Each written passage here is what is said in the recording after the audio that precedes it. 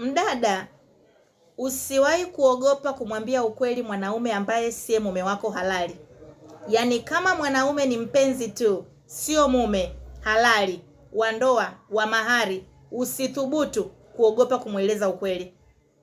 Yaani mwambie kabisa ukweli. Yaani hizo hofu ambazo huwa wadada wengi wanakuwa nazo na sisi tuliwahi kuwa nazo ndio zilituingiza kwenye matatizo na ndio zinazoingiza saizi wadada wengi kwenye matatizo. Yaani mtu kama sio mume wako halali anakwambia baby naomba unizalie, mwambie sizalii mwanaume ambaye sio mume wangu. Tena mwambie kabisa vizuri kwa kujiamini. Mwambie siwezi kufanya makosa kama hayo. Siwezi kufanya majaribio na watoto wangu.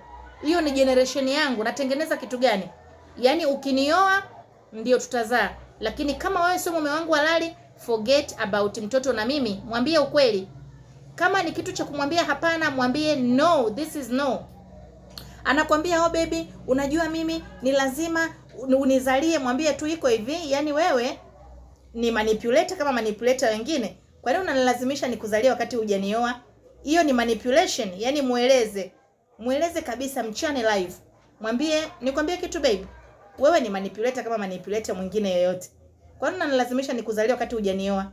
Kwa nini usinioe kwanza ili tuzae watoto wetu wakiwa ndani ya ndoa? Wewe unafikiri ni sifa kuzaa watoto nje ya ndoa? Do you think hiyo ni sifa? Muulize. Yule mtu sio mume wako halali my dear. Yaani usikae kutengeneza heshima kwa mwanaume ambaye sio mume wako halali. Kitendo cha wewe tu kuwa naye hivyo kimapenzi wakati hajakuoa, tayari anakudharau. Sasa wewe kwa nini usimwambie ukweli? Tayari yani yeye anakuchukulia kama ni mwanamke fulani hivi muuni kama tu wa kujiuza, yani malaya tu. Kwa sababu umekubali kuwa naye bila before marriage.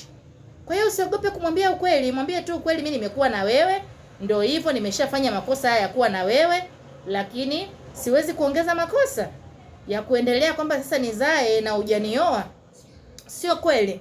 Yaani nioe kwanza. Manipulation kama hizo sizitaki, kwa sababu hiyo ni real manipulation. Kwa nini unanilazimisha kunizalisha? Kitu kidogo tu, mbona hutaki kunizalia? Baby, mbona hutaki kunizalia? Hizo ni manipulation. Na umweleze kabisa mchane live my dear, usiogope. Wanaume wanatumia wanawake vibaya sana huku nje.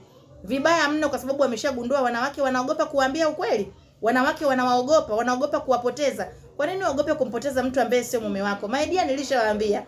Mwanaume pekee wa kuheshimu na kuogopwa ni mumeo tu. Na yeye akizidisha, mwambie ukweli. Kama yanazidi, mueleze ukweli. Lakini mwanaume wa kuheshimu ni mume wako halali wa ndoa tu. Mtu kama anataka umheshimu, muogope, akuoe, akupe heshima. Period.